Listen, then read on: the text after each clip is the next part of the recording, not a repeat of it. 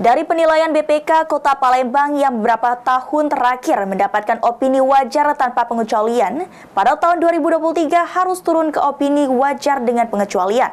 Beberapa hal jadi sorotan, diantaranya 4 BUMD yang masuk kategori tidak sehat.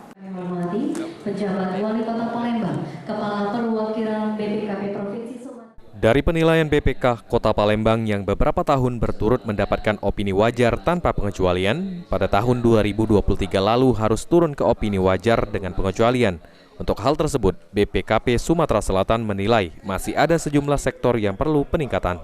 Kepala Perwakilan BPKP Sumatera Selatan, Sofyan Antonius, mengatakan dengan Palembang yang turun ke WDP, BPKP melakukan pendampingan terhadap Pemkot Palembang dan Perumda yang ada agar tata kelola menjadi lebih baik lagi. Beberapa catatan yang perlu diperhatikan seperti dari 5 Perumda yang ada. Hanya PDAM yang memiliki catatan sehat, untuk itu 4 Perumda yang akan dilakukan pendampingan.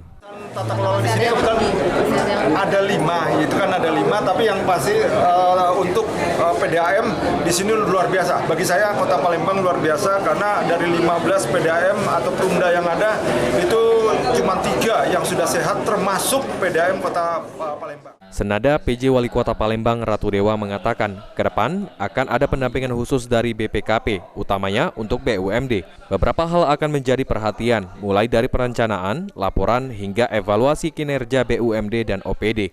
Dari 5 BUMD di Palembang, ada 4 BUMD yang masuk kategori tidak sehat, dan hal tersebut sudah diaudit Inspektur Kota.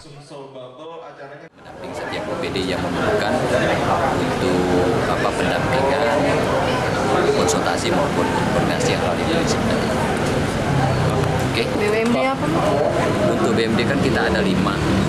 Ada beberapa 4 khususnya yang masuk kategori tidak sehat. Dan itu juga sudah melalui inspektur, sudah diaudit baik dari sisi laporan keuangan maupun dari sisi kinerjanya. Sandi Pratama, PAL TV.